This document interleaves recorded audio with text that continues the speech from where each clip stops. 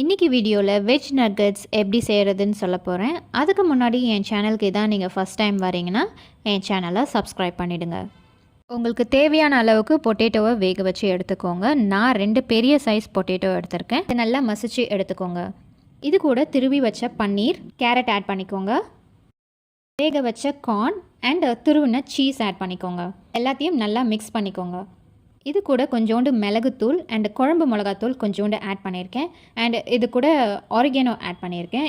தேவையான அளவு உப்பு, bread crumbs and 1 table spoon cornflour மாவு ஆட் பண்ணிக்கோங்க. நல்லா மிக்ஸ் பண்ணிக்கோங்க.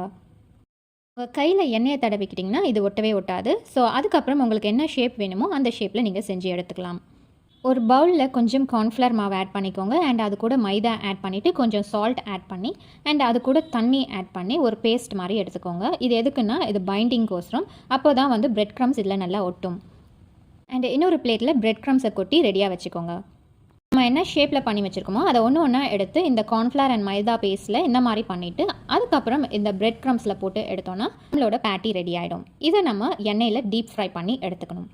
நீங்களும் இந்த ஸ்நாக்ஸை உங்கள் வீட்டில் ட்ரை பண்ணிவிட்டு எப்படி இருந்ததுன்னு கமெண்ட் பண்ணுங்கள்.